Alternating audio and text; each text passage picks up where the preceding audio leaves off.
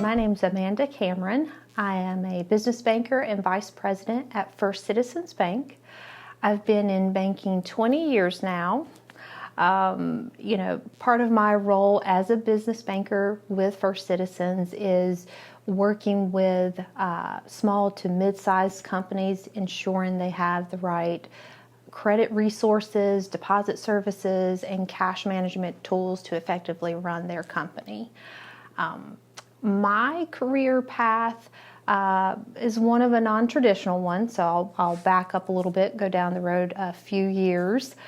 In high school, I worked really hard applying myself so that I had a solid GPA when I graduated high school and could have the opportunity to move on to a university.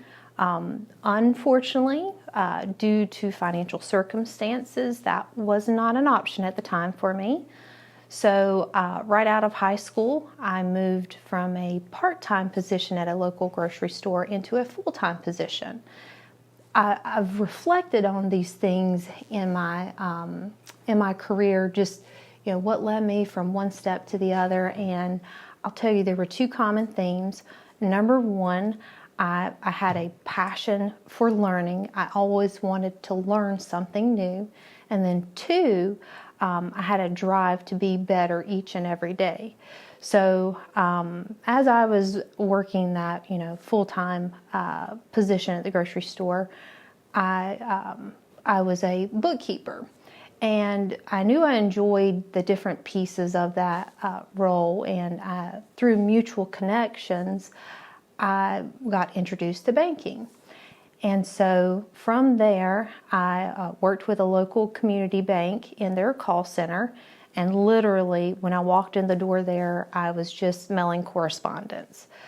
That I knew was not going to be my final step in banking. So I moved from mailing correspondence on to being a telephone banker, where I helped filter customer service calls, open accounts, and they're just kind of looking at that role at the time and where I wanted to go.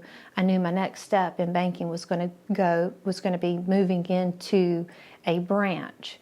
So moved on to a branch and had the opportunity to be a personal banker, and again centered myself around people that helped me grow and move into then branch manager. And so as a branch manager, one of the most successful moments, and actually just kind of a highlight of my career, was when I had a team of 6 and 5 of the 6 people received promotions. That's when I knew I'd hit it big time. I was doing the right thing.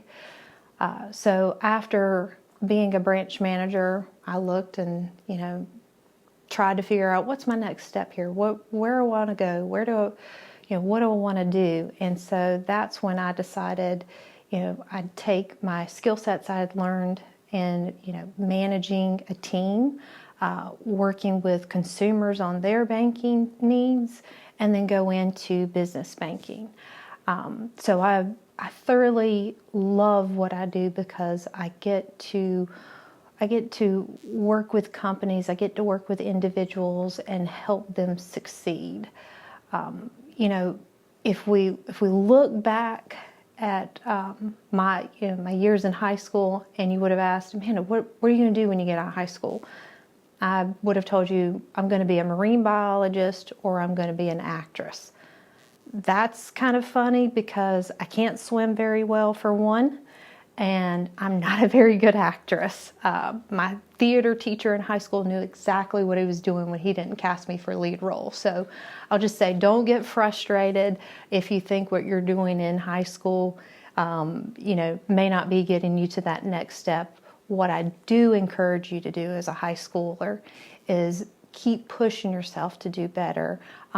Center yourself around those that encourage you, that can help you grow, that can help you, line you up for a successful future. And so that's kind of a little bit of my background and where I'm at today. So throughout my career, I didn't always get an acceptance letter for a promotion. And what I did when I received those rejections is, one, I learned from it what was I missing that didn't afford me that opportunity, and what could I do better so that the next time I'm vying for that promotion, I'm a notch above the competition. So through those ups and downs, I really analyzed myself, thought through what can I do to improve, what could I do better. And in high school, I remember sitting around the guidance counselor's table with several other students, and the conversation about where are you going to go to college, what are you going to do, and had one over here, I'm going to this university, or I'm going to this one, I'm going to sports medicine. And for me, I wasn't certain. Again, I didn't have that flexibility like others. And so that